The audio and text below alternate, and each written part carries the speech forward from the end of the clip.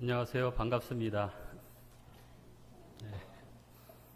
우리 신학교 시절에 형제처럼 지내던 우리 윤대현 목사님 신무하시는 교회에 와서 말씀을 나누게 돼서 참 감회가 새롭고 또 참 교회가 아름답고 좋은 곳에 위치해서 또 귀한 사역을 감당하고 계신 모습을 보니까 또 감회가 새롭고 또 하나님께 더 감사하게 됩니다. 앞으로도 귀한 사역 잘 감당하실 줄 믿고 오늘 말씀을 나누고자 합니다. 우리가 코로나로 온 세계가 지금 고통을 받고 있는데요. PPT가 나오고 있나요?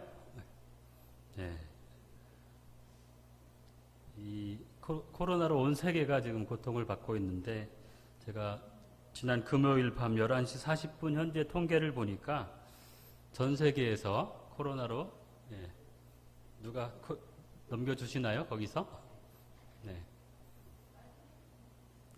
넘기라고 제가 말을 해야 되는 건가요?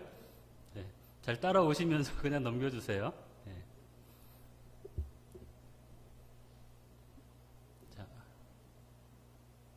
넘기시면 됩니다. 계속. 이게 여기 안 되는군요. 전 세계 확진자가 2억 명이 넘었습니다. 2억 4천만 명 정도가 코로나에 걸렸고 사망자가 490만 명이 넘었습니다. 우리나라 국내 확진자는 33만 9천 명, 그리고 사망자가 2,626명.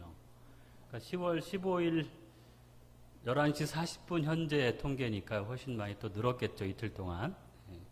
수많은 사람이 이 전염병으로 사망했고 온 인류가 이 코로나로 고통받고 있습니다. 이 제이슨 생커라는 사람이 쓴 코로나 이후의 세계라는 책에 보면 코로나 이후의 세계는 완전히 다를 거라고 말합니다. 우리가 한 번도 경험하지 못한 낯선 세상이 올 것이라고 말하고 있습니다. 코로나 이후에 산업과 일자리, 교육, 농업, 상업은 완전히 달라질 거라고 말합니다. 우리가 4세기경에 유럽에서 유행한 흑사병, 페스트라는 병을 경험해서 이미 세상이 이 흑사병으로 얼마나 많이 변화했는지를 알고 있습니다. 유럽이 흑사병을 경험한 이후에 수많은 사람이 죽었죠, 그죠? 그 이후에 세상이 완전히 바뀌었습니다. 공화국이라는 정치 체계가 생겨났고 자본주의가 코로나 이후에 생겨났습니다. 코로나 이후에 르네상스 운동이 일어나서 종교와 사회와 문화, 정치가 완전히 변화됐습니다. 앞으로 우리 코로나 이후에 세상이 더 많이 변할 거라고들 예상하는데 지난 40년간의 세계의 특징을 홍기빈이라는 칼폴라니 사회경제연구소 소장은 이렇게 말합니다. 지난 40년 동안 세계가 지구화됐다는 거예요. 전 지구가 산업적으로 연결되어 있다는 거죠. 지구화가 아니었다면 이 코로나라는 바이러스가 전 세계로 퍼지지 않았을 거라는 거예요. 세계가 촘촘히 연결되어 있기 때문에 코로나가 전 세계로 퍼졌다는 거죠. 그리고 두 번째는 도시화라는 겁니다. 세계 인구의 절반 이상이 도시에 모여 살고 있습니다. 세계의 거대 도시들이 긴밀히 연결되어 있고 코로나의 집단 발병이 일어나서 급속도로 전파됐다는 겁니다. 그리고 세 번째는 금융화예요. 세계의 모든 만물을 저도 나이가 드니까 노안이 와가지고 저기 있는 글자가 잘 안 보이네요. 그죠? 세계의 모든 만물을 금융 자본의 가치로 판단하는 겁니다. 경제의 중심에 금융이 있다는 거예요. 그러니까 여러분이 은행에 가면 여러분의 가치가 나오는 거죠. 이 사람은 경제적으로 어느 정도의 가치가 있고 어느 정도의 자본의 가치가 있다. 금융이 여러분의 가치를 판단하고 있습니다. 그런데 문제는 금융기관이 미래를 예측할 힘이 없다는 것. 이것이 또 현재 어려운 점이라고 할 수 있습니다. 네 번째는 생태 위기예요. 인간이 생태계를 파괴하면서 기후변화가 일어났다는 거죠. 우리도 지금 경험하고 있잖아요. 그죠? 어제까지만 해도 반팔 반바지 입고 다녔는데 오늘 갑자기 겨울옷 입으라고 해서 겨울 코트 입고 왔더니 땀이 막 납니다. 네. 예. 지구의 온난화가 일어나서 기후가 상승하고 있습니다. 기후변화가 일어나고 질병과 전염병이 창궐하게 되었습니다. 전 40년간 이런 세계의 특징이 있었는데 코로나 이후에 세상은 어떻게 될 것인가? 예. 우리는 이미 이제 새로운 경험을 하고 있습니다. 지구화가 무너지고 있어요. 그죠? 각 나라가 코로나의 전파를 막기 위해서 이 국경을 폐쇄하고 있습니다. 여행 산업의 90% 이상이 축소했습니다. 그리고 사회 정치적으로도 변화가 일어날 것입니다. 예, 코로나 이전만 해도 우리가 유럽 사람들 또 미국에 대한 이 선망, 동경 같은 것이 있었는데 예, 코로나의 방역에서 그 유럽이나 미국이 그렇게 성공하지 못했어요. 그죠? 그 나라들은 개인의 자유가 국가보다 위에 있기 때문에 국가가 개인의 자유를 통제하지 못합니다. 그런데 오히려 개인의 자유를 조금 억압하더라도 방역에 앞장섰던 아시아 국가들이 코로나를 잘 막았고 그리고 방역에 성공했던 것을 볼 수 있습니다. 코로나 이후에 지금 영국에서도 코로나 초기 대응에 대한 반성이 일어나고 있는데 영국 사람들이 하는 말이 이 초기에 한국처럼 대응했어야 된다. 그러니까 정부가 좀 통제하고 확산되는 것을 막았어야 되는데 너무 개인의 자유를 존중했다라는 그런 반성이 일어나면서 영국도 그런 앞으로 대응 매뉴얼을 이제 세우고 있습니다. 그러니까 유럽에서도 오히려 아시아와 같은 경찰 국가들이 출연해서 개인의 자유보다는 공동체의 이 안전을 더 생각하는 방향으로 나갈 가능성이 높다는 것입니다. 그리고 도시화가 무너지고 있습니다. 사람이 많이 밀집해 있는 도시가 이제 위험한 거죠. 그래서 도시를 떠나서 전원 생활을 하려고 합니다. 예, 저도 여기 전주에 내려오면서 전주가 참 좋은 도시다. 앞으로 코로나 이후에 많은 사람들이 이곳에 자리 잡기 위해서 이주해 오지 않을까 이런 생각을 하면서 왔습니다. 또 이 사회적 거리두기와 또 언택트 사회로 나간다는 겁니다. 여러분도 지금 다 거리두기를 하면서 예배를 드리고 있는데 비대면으로 근무하고 또 교육도 온라인으로 하고 또 예배도 거리두기를 하면서 이렇게 하고 있습니다. 그리고 로봇과 첨단 장비가 늘어나면서 이제 우리의 생활이 많이 편하고 좋아지는 면도 있지만 또 한편으로는 기계가 사람의 일을 다 대신하기 때문에 실업률이 높아질 가능성이 높다는 것이고 이 기계를 활용할 수 있는 사람과 그렇지 못한 사람들 사이에 양극화가 심해질 가능성이 높다는 것입니다. 예, 그런데 우리가 이제 여전히 미래를 예측할 수는 없지만 우리가 목표로 삼아야 할 이 미래의 방향을 제시할 수 있어야 한다고 생각합니다. 이런 이 어려운 중에 있을 때 우리가 우리의 삶의 자세를 돌아보는 근본적인 이 성찰이 필요합니다. 이 현대 문명은 무한한 욕망 추구를 정당화하는 유일한 문명입니다. 곧 쓰레기가 될 물건들을 끊임없이 생산하는 문명이라고 할 수 있죠. 이런 우리의 과거의 삶의 자세를 좀 돌아보면서 사람과 사회와 자연이 조화를 이루는 삶을 추구할 필요가 있습니다. 그리고 이 새로운 형태의 사회나 교회로 나가기 위해서 끊임없이 노력해야 합니다. 코로나 시대 그러면 우리는 어떻게 대처해야 하는가? 첫째, 사회 방역을 위해서 노력해야 한다는 겁니다. 바이러스 예방을 위해서 국가적인 노력을 해야 되고 교회나 학교나 회사가 더 적극적으로 노력해야 합니다. 방역을 넘어서 바이러스로 인해 일자리를 잃은 사람들, 또 고통받고 우울증에 빠진 사람들을 치유하는 일에 우리가 앞장서야 합니다. 이런 일에 우리 신앙인들, 교인들, 사역자들이 할 수 있는 일이 있을 것입니다. 경제 조직의 패러다임이 변화해야 돼요. 초인플레이션 시대에 대한 경고가 끊임없이 일어나고 있습니다. 각 나라가 이제 코로나로 방역을 하면서 경제 활동이 어려워지면서 많은 유동성, 돈을 쏟아부었죠. 그죠? 경제를 살리기 위해서. 그래서 지금 세상에 자본의 양이 엄청나게 많아졌습니다.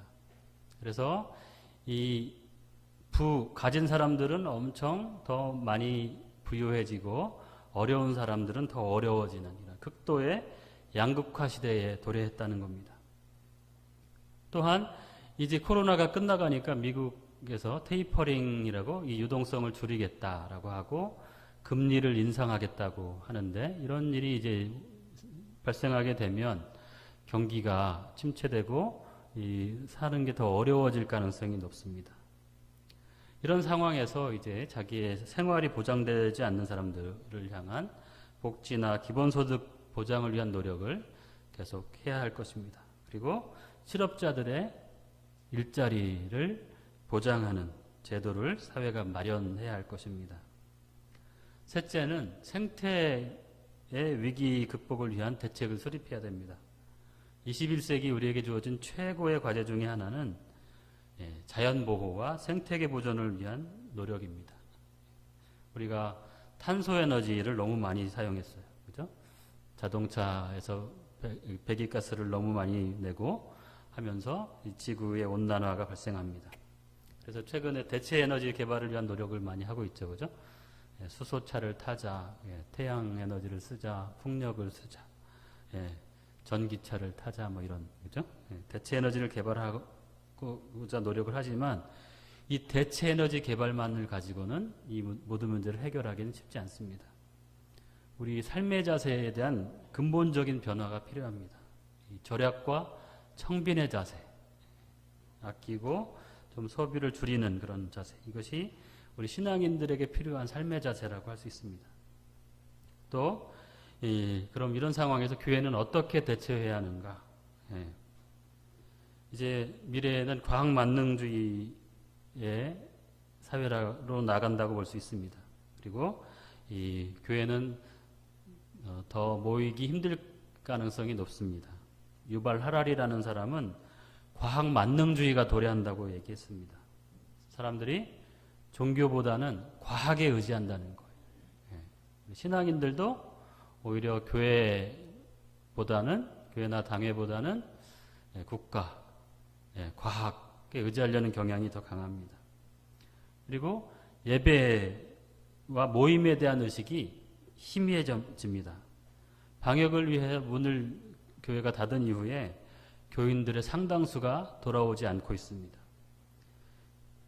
따라서 사회적 거리두기를 하면서 방역을 하면서 예배를 하는 방식을 지혜롭게 찾아야 합니다. 지금 잘하고 계신 것처럼 거리두기를 지혜롭게 유지하면서 예배를 드리고 또 교구별로 돌아가면서 예배당에 나오고 또 예배당에 못 나오는 교구는 집에서 온라인으로 예배할 수 있는 이런 혼합적인 하이브리드 예배 방식이나 아니면 이런 위기가 앞으로 또 생길 수 있을 텐데 이런 위기 상황에서 어떻게 유연하게 예배를 드릴 수 있을까 하는 그런 하이플렉스 예배 시스템을 구축하는 것, 이런 것이 중요하다고 생각합니다. 그리고 또 새로운 교회론이 필요합니다.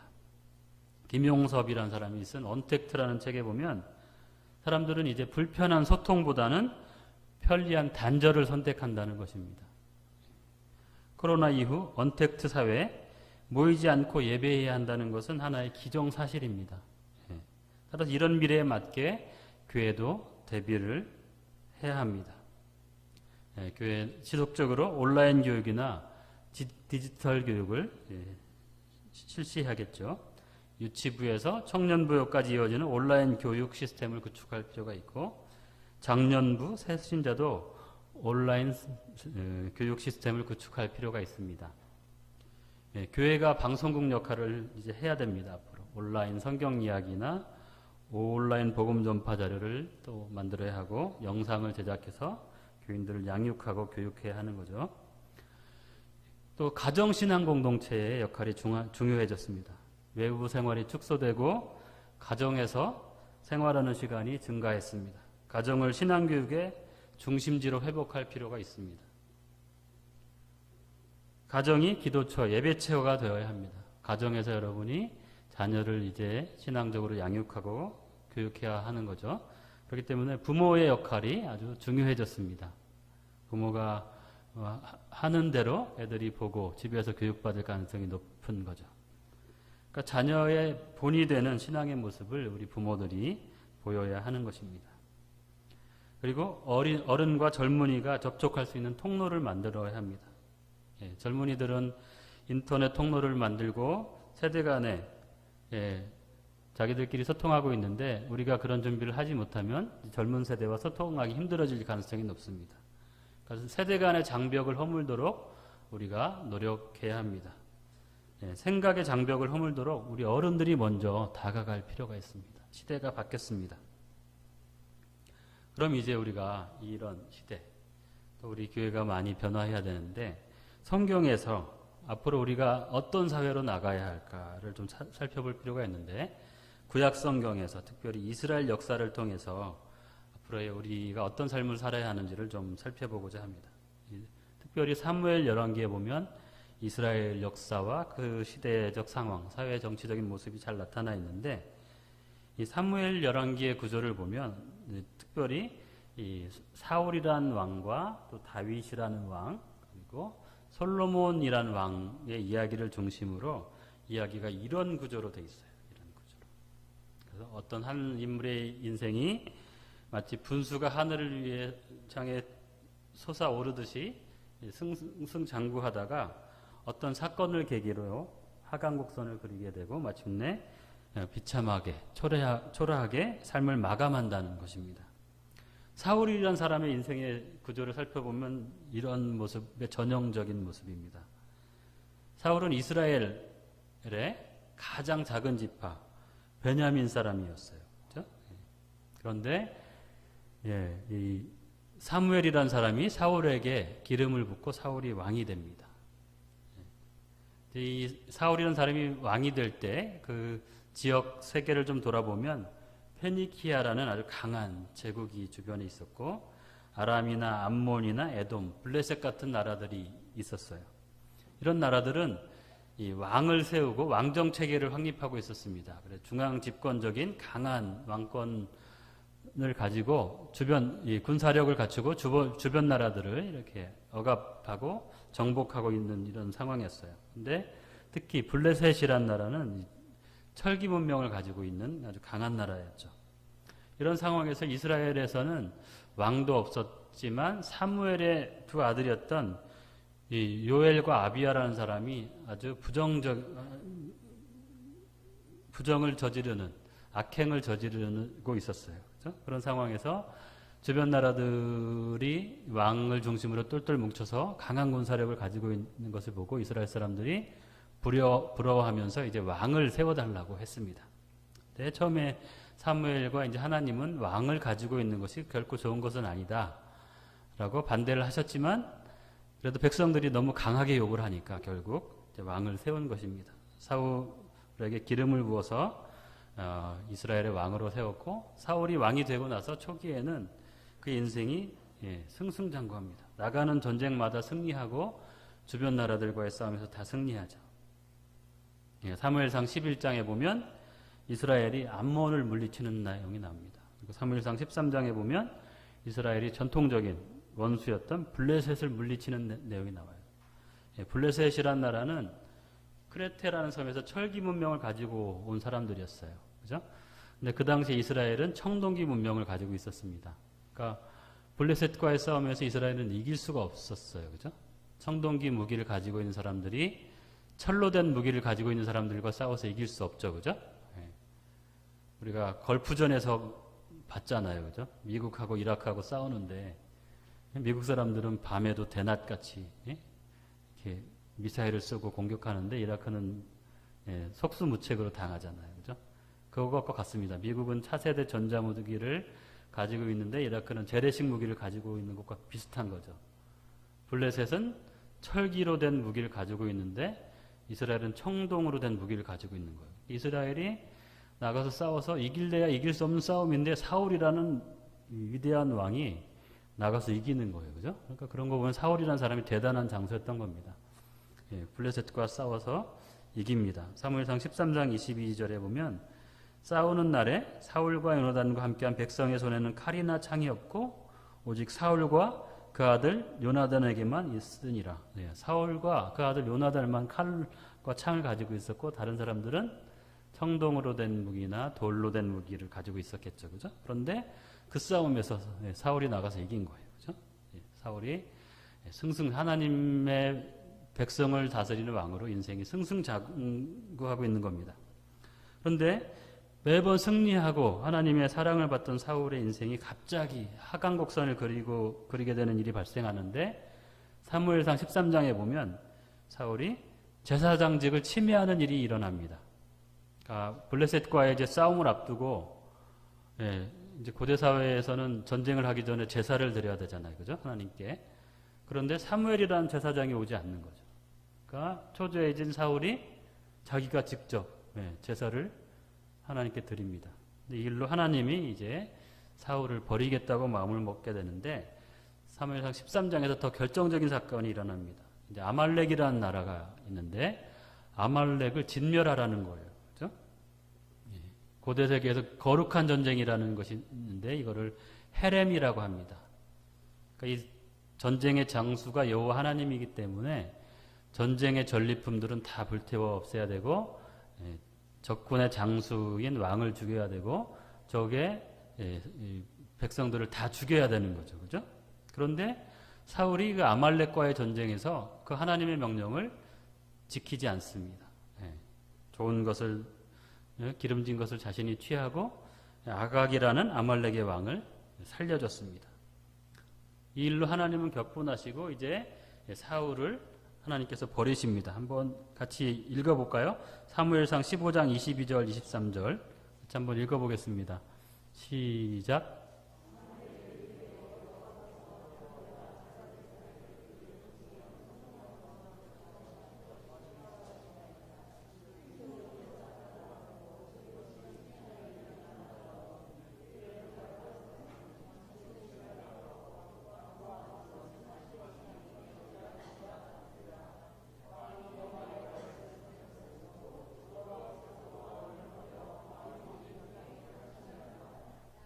사무엘상 15장 28절도 같이 읽겠습니다. 시작.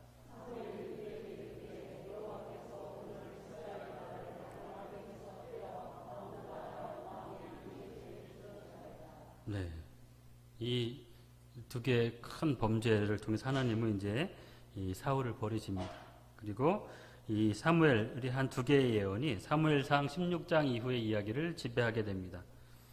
이제 사무엘상 16장에서 하나님께서 다윗에게 기름을 붓고 다윗을 왕으로 삼는 것을 볼 수 있습니다. 그리고 사울은 이제 악령에 들려서 초라하고 비참한 모습으로 묘사되어 있습니다. 사무엘상 19장에서 27장에 보면 악령에 들린 사울은 불안에 떨면서 다윗을 죽이려고 쫓아다니는 그런 모습, 아주 비참한 모습을 보여주고 사무엘상 31장에 보면 사울은 블레셋과의 길보아 전투에서 비참한 최후를 맞이합니다. 이방인의 손, 그것도 자신들이 제일 싫어하는 블레셋 사람들과의 싸움에서 사울이 죽게 된다는 것입니다. 다윗의 인생도 비슷한 구조를 가지고 있어요. 다윗도 이스라엘 역사상 가장 위대한 왕으로 이제 승승장구하게 되지만 어떤 사건을 계기로 그의 인생이 하강곡선을 긋는 이런 구조를 사무엘하가 보여주고 있다는 것입니다. 사무엘상 16장에서 이제 말씀드린 대로 사무엘이 이 다윗에게 기름을 부었죠, 그죠? 다윗이 왕으로 세움을 받고 사무엘상 17장에 보면 다윗이 이 블레셋의 챔피언 골리앗과의 싸움에서 승리하는 걸 볼 수 있어요, 그죠? 소년 다윗이 평생 전쟁에서 싸웠던 거인 골리앗과의 싸움에서 승리했다는 거예요. 이건 말도 안 되는 싸움입니다. 골리앗의 키가 6규빗 한 뼘이라고 했는데 6규빗이면 한 규빗이 여기 팔꿈치 끝에서 손 끝까지니까 한 45cm 정도 됩니다. 45cm니까 6규빗이면 2m 70에다가 한 뼘 정도 하면 한 2m 85 정도 되는 거인이죠. 엄청 키가 크고 또 골리앗은 평생 전쟁에서 싸운 장수, 뛰어난 장수였던 거죠. 그런데 그 싸움에서 다윗이 나가서 물맷돌 하나로 쓰러뜨린 거죠. 이 일로 다윗은 이제 국민적인 영웅이 됩니다. 사무엘상 18장에 보면 다윗이 지나갈 때 여인들이 사울은 천천히요, 다윗은 만만이다. 사울이 죽인 사람은 천천이지만 다윗이 죽인 사람은 만만이다. 국민적 영웅이 된 게, 그죠? 그러니까 다윗의 인생이 이제 승승장구하게 됩니다. 그리고 사울이 죽고 나서 이제 이 다윗은 헤브론에서 남유다의 왕이 되고, 사울의 살아남았던 아들인 이스보셋이라는 사람이 마하나임에서 북쪽에서 왕이 됐습니다. 그런데 다윗의 세력이 점점 강해지게 되자 바나와 레갑이라는 사람이 이스보셋이 잘 때 목을 잘라다가 다윗의 이 사울의 머리를 다윗에게 바칩니다. 근데 다윗은 이스보셋이 자기의 라이벌 적이었지만 그걸 기뻐하지 않고 하나님의 기름 부음 받은 자를 죽였다고 이 레갑과 바하나를 처형하죠. 그리고 이제 이스보셋이 죽고 나서 이 다윗은 온 이스라엘의 왕이 됩니다. 온 이스라엘의 왕이 돼서 헤브론에서 7년간 왕으로 다스린 이후에 예루살렘으로 옮겨서 33년 동안 통치합니다. 그러니까 40년 동안 이스라엘을 통치한 위대한 왕이 되는 거죠. 이 통일 왕국의 왕이 된 다윗은 이제 여부스 족속을 몰아내고 예루살렘 성을 차지합니다. 여러분 중에 성지답사 가보신 분 계신지 모르겠지만 예루살렘은 천의 요새예요. 천의 요새. 구릉 위에 있기 때문에 적들이 함부로 침략할 수 없는 그런 요새죠. 그렇죠? 그러니까 이 다윗이 이 예루살렘을 수도로 정하고 또 하나님의 임재의 상징인 법궤를 다윗성에 옮겨두면서 다윗은 예루살렘에 하나님의 법궤 옆에 거하는 위대한 왕이 됩니다. 사무엘하 7장에 보면 다윗이 하나님을 위해서 그렇게 성전을 지어주길 원하셨는데 하나님은 그걸 별로 기뻐하지 않으시면서 나는 오히려 내 법궤와 함께 장막에 거하는 것이 좋다라고 말씀하시면서 오히려 내가 너를 위해서 집을 지어주겠다라고 하나님이 약속하시고 이스라엘 집이 영원히 너의 집이 될 것이다 라는 유명한 다윗 계약을 세웁니다. 사무엘하 7장에 보면 이걸 우리가 다윗 언약이라고 하는데, 그래서 이스라엘이 영원히 다윗의 집이 된 것이고 그의 후손 중에서 메시아가 태어나는 그 놀라운 위대한 언약이 세워지게 되는 거죠. 그 이후에 이제 다윗의 인생은 더 승승장구하게 됩니다. 블레셋을 완전히 이렇게 복속해요. 그죠? 블레셋을 자기 영향권 아래 완전히 지배 아래 둡니다. 블레셋 사람들, 팔레스타인 사람들하고는 지금도 싸우고 있잖아요. 그죠? 이스라엘 역사에서 이 블레셋, 팔레스타인을 완전히 자신의 영향권 아래 두었던 왕은 다윗밖에 없어요.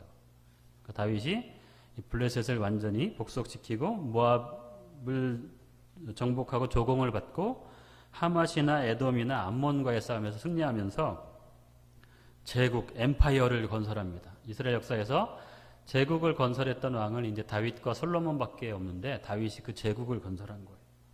다윗은 황제의 위용을 갖추고 이제 제국의 왕이 된 겁니다. 그래서 이제 이 제국의 왕이 된 다윗은 더 이상 신하들과 함께 전쟁에 나갈 필요가 없는 거예요. 신하들은 이제 전장에 싸우고 자기는 혼자 왕궁에서 어느 날 자다 늦잠을 자고 일어난 거예요. 늦잠을 자고 사무엘하 11장에 보면 늦잠을 자고 일어나서 왕궁 발코니 위를 다윗이 걷고 있는데 아름다운 여인이 목욕을 하고 있는 거죠. 다윗이 거기에 이제 미혹이 돼서 그 여인을 궁으로 불러들여서 같이 동침하게 되는 불륜을 저지르게 됩니다. 그런데 그 여인이 또 아이를 갖게 된 거예요. 그죠? 이 일을 숨기기 위해서 그 밧세바의 남편 우리아를 전장의 맨 선봉대에 내세워서 결국 죽게 합니다. 그런데 이 사실을 누가 알게 됐어요? 하나님의 사람 예언자 나단이 알게 된 것입니다. 나단이란 예언자가 찾아와서 이런 말을 합니다. 어느 마을에 양이 엄청 많은 부자가 있는데 그 이웃에 양 한 마리밖에 없는 가난한 사람이 사는데 그 사람은 그 양을 자식처럼 아끼고 가족도 없어서 그래 살았는데 그 부자가 그 양 한 마리 가진 사람의 양을 빼앗아서 자기 집에 손님 오니까 대접했다. 그러니까 다윗이 그 누구냐? 내가 그 사람을 죽이겠다라고 다윗이 말하니까 그게 바로 당신입니다. 라고 나단이 제국의 황제지만 두려워하지 않고 하나님의 말씀을 전하는 겁니다. 그러면서 당신 이런 큰 범죄를 저질렀기 때문에 칼이 당신의 집에서 영원토록 떠나지 않을 것입니다. 그리고 당신의 아내들을 이웃이 빼앗아서 대낮에 동침할 것입니다. 이런 말을 합니다. 이 나단의 예언이 사무엘하의 후반부를 지배하는 걸 볼 수 있어요. 사무엘하 12장에 보면 다윗이 밧세바와 낳은 아들이 죽습니다. 그리고 사무엘상 13장에 보면 다윗의 장남인 암논이 자기의 배다른 누이인 다말을 강간하는 일이 일어나죠. 그래서 다말의 이 친오빠인 압살롬이 자기 형인 암논을 죽입니다. 그리고 압살롬이 이제 반란을 일으켜서 다윗을 왕궁 밖으로 쫓아냅니다. 그리고 다윗의 궁에서 자신이 다윗의 여인들을 다 취했고 왕궁을 차지했다는 것을 보여주기 위해서 후궁들과 동침하는 그런 일을 벌입니다. 그리고 이제 압살롬이 요압이라는 자기 삼촌에 의해서 살해되는데 다윗이 왕궁으로 돌아오는 길에 세바라는 사람에게 엄청난 저주를 받습니다. 사무엘하 21장에 보면 사울이 기브온 족속을 죽인 일로 인해서 이스라엘 온 땅에 3년간 기근이 찾아오게 됩니다.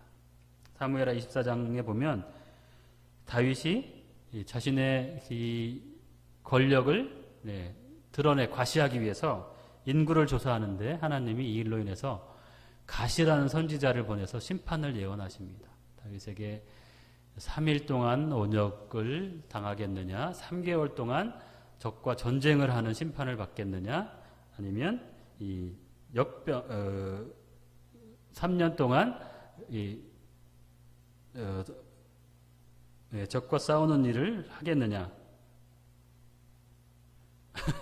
이게 꼬였는데요. 예. 누구 아시는 분? 네. 3일 역병, 3일 동안 역병을 알겠느냐? 아니면 3개월 동안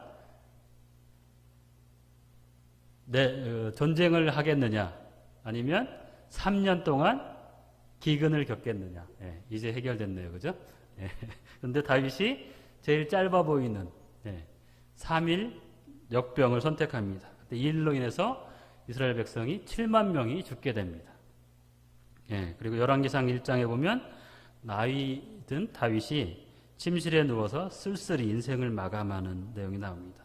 다윗 왕이 나이 많아 늙으니 이불을 덮어도 따뜻하지 아니한지라. 예.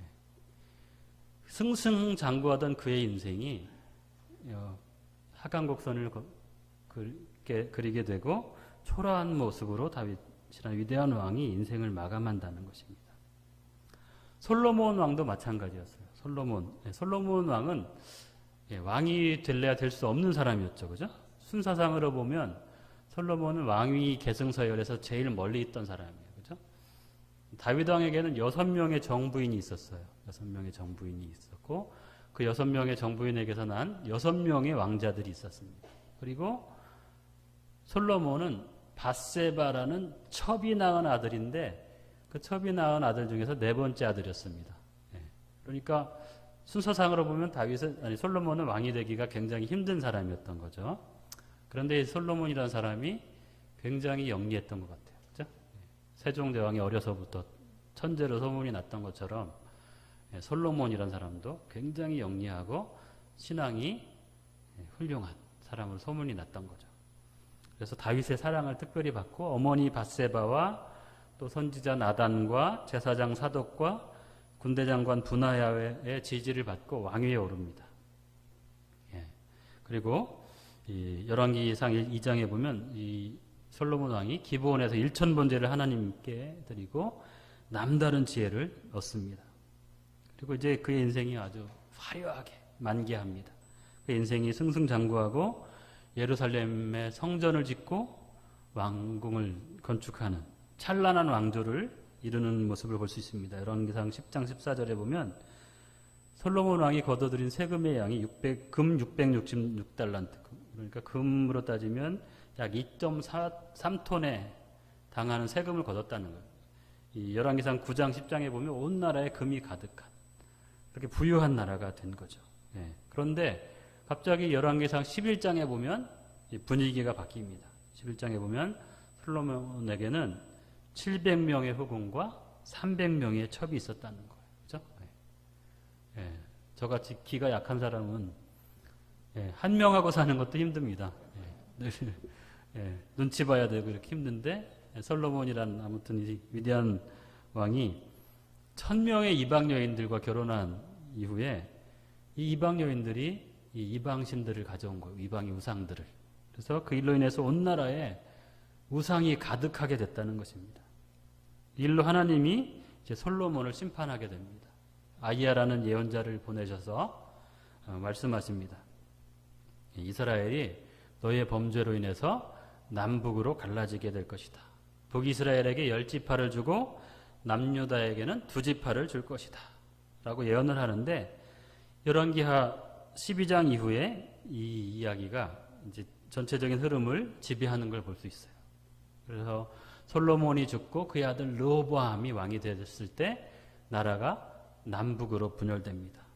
남북으로 분열돼서 서로 경쟁하다가 열왕기 17장에 보면 북이스라엘은 아수르란 제국에 의해서 아주 비참하게 멸망하는 걸 볼 수 있어요. 그때 사마리아에 수많은 사람들이 죽었죠. 그죠? 또 열왕기 25장에 보면 남유다가 바벨론에 의해서 멸망하는 걸 볼 수 있습니다.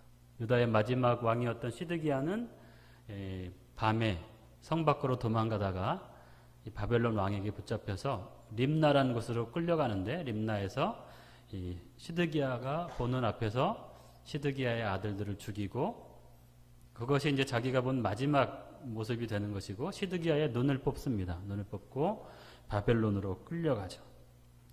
바벨론에 가서 시드기야는 죽습니다. 그러니까 이 열왕기상 11장 이후에 솔로몬의 많은 첩들에 대한 이야기를 통해서 솔로몬의 인생과 이스라엘과 유다의 역사가 이렇게 하강곡선을 긋는 것을 볼 수 있습니다. 이 당시에 이스라엘을 지탱하는 기둥과 같은 역할을 했던 사람들은 왕들이 아니라 예언자들이었습니다. 여호와 하나님을 바로 섬기지 못하는 불의를 일삼는 왕과 백성들을 책망하고 나라를 바로 세우기 위한 역할을 했던 사람들이 예언자들이라고 할 수 있습니다. 우리가 오늘 이제 사무엘 열왕기를 좀 살펴봤는데요. 우리가 사무엘 열왕기 특별히 다시 돌아봐서 사무엘상 13장, 15장 사울의 이야기가 주는 교훈은 무엇인가? 사무엘상 13장에서 이제 사울이 사무엘이란 제사장이 오지 않으니까 본인이 사무엘을 대신해서 제사를 드리는 이런 범죄를 하나님 앞에 저질렀는데 정치 권력은 어떤 일이 있어도 종교를 침해해서는 안 된다는 겁니다. 또 제사장의 권한은 아무리 왕이라도 세상의 권력자라도 침해할 수 없고 이것은 하나님이 종교에 부여한 권한이라는 거예요. 어떤 세력도 정치 권력도 종교, 교회의 독립성을 침해해서는 안 된다는 것이죠. 또한 사무엘상 15장에 나오는 아말렉과의 전쟁에서 거룩한 전쟁을 하라고 하셨는데 요즘 윤리로 보면 좀 무섭고 잔인한 걸 수 있습니다. 다 죽이라는 거죠. 그죠? 다. 그런데 이제 고대 사회에는 이런 게 헤렘법이라는 것이 특별히 고대 근동 지역에 널리 유행했던 것인데 종교의 거룩성을 지키기 위한 거예요. 신명기 7장에 보면 너희는 이 가나안에 있는 7 족속과 결혼도 하지 말고 그들과 교류하지 말라. 왜냐하면 너희가 그들과 결혼하면 너희가 그들의 우상을 섬기고 그들의 문화와 종교에 영향을 받을 것이기 때문에 그들과 결혼도 하지 말고 교류하지 말고 진멸하라는 거예요. 그죠? 그러니까 초기 이스라엘 공동체에 종교적인 거룩성을 유지하기 위해서 이 헤레몬이라는 제도를 만들어 두었던 거예요. 그죠? 근데 이 사울이라는 왕이 하나님이 요구한 이 거룩의 법을 위반한 것입니다. 그러니까 종교는 거룩성을 유지해야 합니다. 그죠?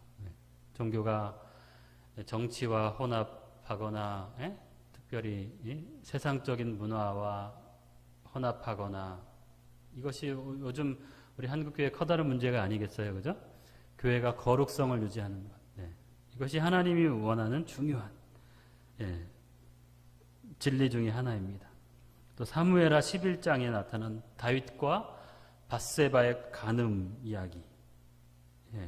그러니까 사람이 이제 권력을 갖고 또 명예를 갖고 리차드 포스터라는 사람이 쓴 돈, 섹스, 권력이라는 책에 보면 모든 인간은 돈을 추구하게 돼 있어요. 그리고 이 성적인 욕망을 추구하게 돼 있습니다. 그리고 권력을 쫓게 돼 있어요. 근데 이것이 함께 갈 가능성이 높죠. 그죠? 이 밧세바의 스캔들, 다윗의 이 스캔들은 이 세 가지가 결합된 사건입니다.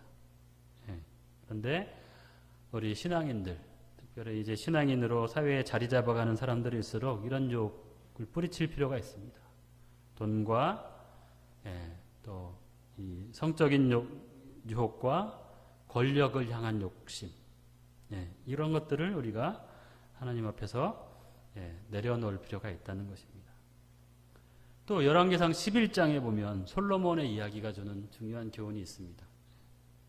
열왕기 상하에서 특별히 열왕기상 11장에 솔로몬 이야기가 강조되어 있는데 700명의 후궁과 300명의 첩이 있었다는 거예요. 그러니까 솔로몬이 보면 성적인 욕망이 굉장히 강한 위대한 사람들, 또 뛰어난 정치인들일수록 이런 사람들이 많죠. 그죠? 에너지가 넘치는 사람들. 이 다윗도 그런 여성 편력이 있어서 문제가 됐지만 솔로몬은 더했어요. 그죠? 솔로몬은 좀 국제적으로 외국의 여성들을 좋아했습니다. 그래서 이방 여인들을 자기 아내로 받아들이는 이런 범죄를 저질렀던 걸 볼 수 있습니다. 그런데 이게 단순히 성적인 욕망뿐만 아니라 정치적인, 외교적인 의도가 있는 거예요. 그죠? 이방의 공주들을 자기 아내로 맞이해서 일종의 정략 결혼을 통해 가지고 이 국제사회에 자기의 영향력을 높이고자 하는. 그죠? 그러니까 하나님보다는 자기의 지혜를 믿고 정치 외교적인 힘에 의존하게 된 것입니다. 그러다 보니 그 여성들이 가져온 이방의 우상을 섬기게 되고 이스라엘 전체를 우상숭배 범죄에 빠지게 한 것입니다. 고대 근동의 종교들, 특별히 이스라엘 주변의 종교들은 풍요의 신들을 섬겼어요. 그죠? 바알이나 아세라나 이런 신들이 이 농사에 풍요를 주고 자신을 물질적으로 부유하게 해준다는 일종의 만몬신이었어요. 물질신. 그런데 이런 우상숭들을 섬기게 되면서 하나님보다는 눈에 보이는 농사에 풍요를 준다는 바알이나 다른 신들을 섬기게 된 것입니다. 그러니까 이 솔로몬의 범죄의 이야기는 우리 인간 욕망에 모든 것이 결합되어 있는 형태의 범죄라고 볼 수 있습니다. 그런데 이 지도자가 이런 범죄에 빠지게 되니까 나라가 분열되고 결국은 나라가 멸망하게 된다는 것이 사무엘 열왕기가 주는 중요한 교훈입니다. 이런 상황에서 우리는 이제 사무엘 열왕기의 왕정시대 이야기가 좀 중요한 교훈에 기울일 필요가 있는데요. 국가와 성전의 위기시대, 또 이런 시대에 공동체를 지탱하던 예언자들의 삶을 통해서 우리가 교훈을 받을 필요가 있다는 거예요.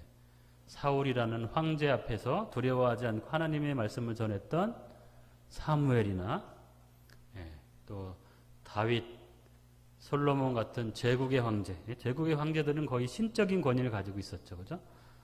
절대 보통 사람들이 도전할 수 없는 그런 권위가 있었는데 나단이나 갓이나 아이야 같은 예언자들은 두려움 없이 가서 하나님의 말씀을 선포했습니다.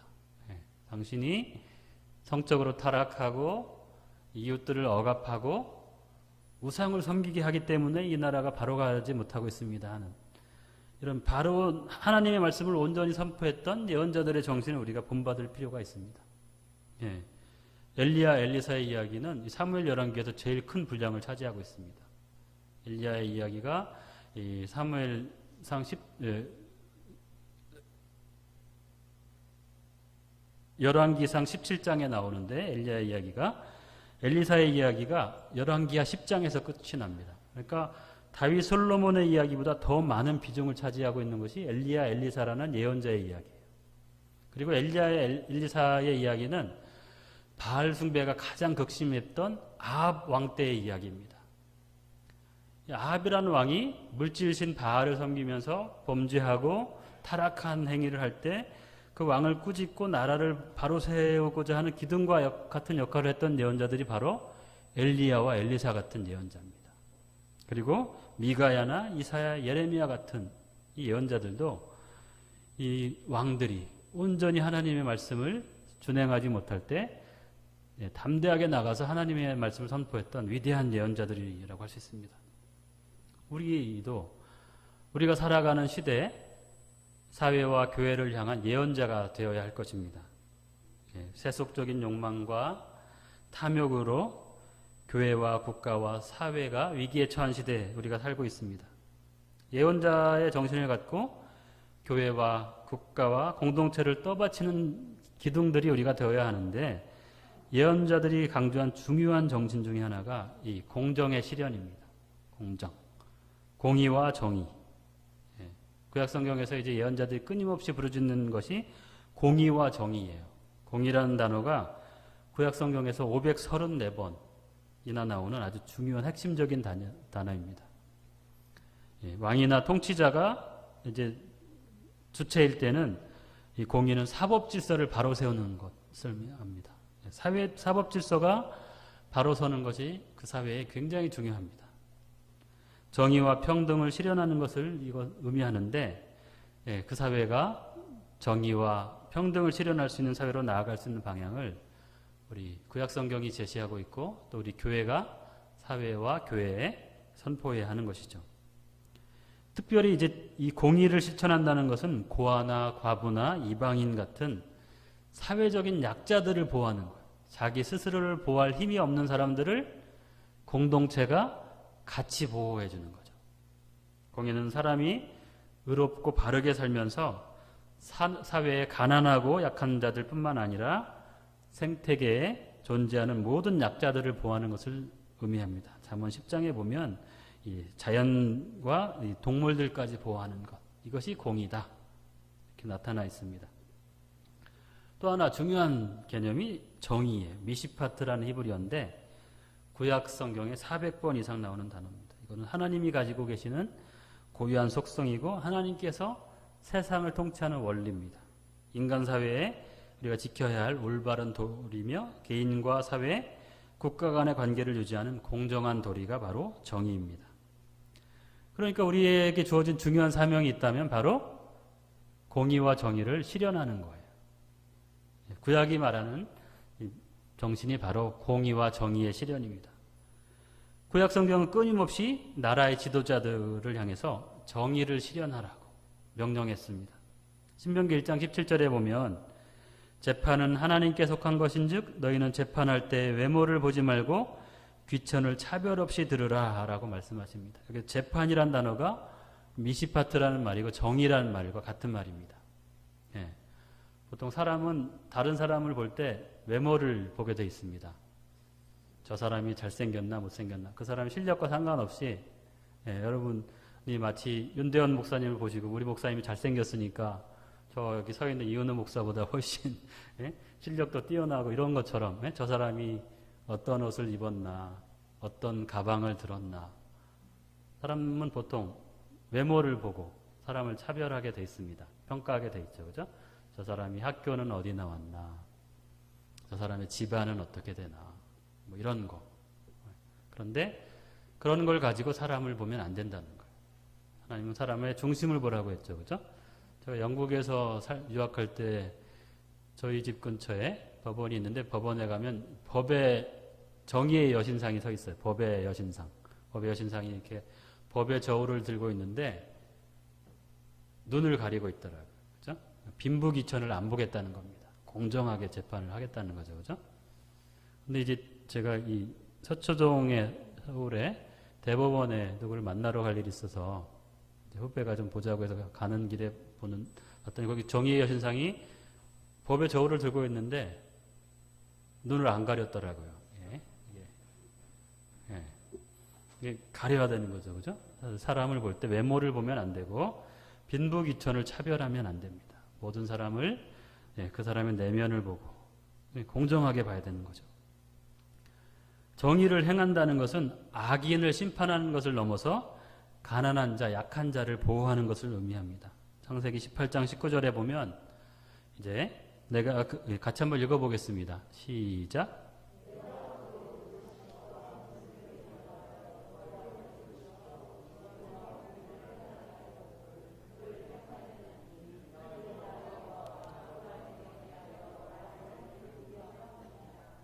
아멘. 예.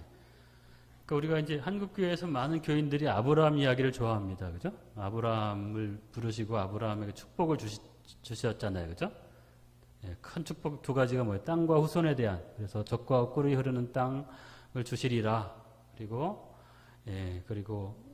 내 후손을 하늘의 별처럼 지중해 해변의 모래알처럼 많게 할 것이다. 이런 약속을 하나님이 주셨는데 하나님이 이제 아브라함이 100살이 됐을 때 이삭이라는 이 후손을 줬고 결국 여호수아를 통해서 가나안 땅을 정복하게 했다. 막 이런 땅과 후손에 대한 이 축복에 대한 얘기만 합니다. 그죠? 근데 하나님이 이 창세기 18장 19절에 보면 아브라함과 그 후손을 선택한 이유가 있다는 거예요. 땅과 후손을 주려고 선택한 것이 아니라 그것도 중요하지만 그죠? 예. 여호와의 도를 지켜서 정의와 공의를 행하게 하려고 그들을 택했다는 거예요. 오늘 말씀해 보면. 그죠? 그러니까 아브라함의 후손, 우리 하나님의 백성이 이 땅에 실현하고 실천해야 될 과제가 있는데 바로 정의와 공의를 실천하며 사는 거라는 겁니다. 잠언 14장 34절에 보면 어느 민족이나 정의를 받들면 높아지고 어느 나라나 죄를 지으면 수치를 당한다.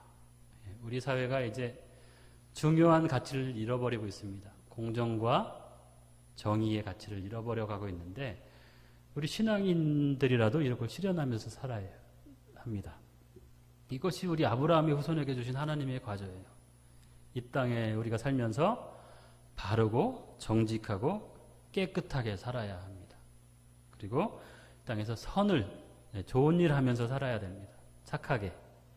그리고 공의와 정의를 실천해야 합니다. 우리가 이 땅에서 공정하고 정의로운 사람으로 살 뿐만 아니라 우리가 사는 세상에 정의와 공의가 실현될 수 있도록 끊임없이 노력해야 하는 거죠. 또 정의와 공의를 실현하다 보면 우리 주변에 어렵고 힘든 사람들이 보이는데 이 사람들을 도와줘야 돼요.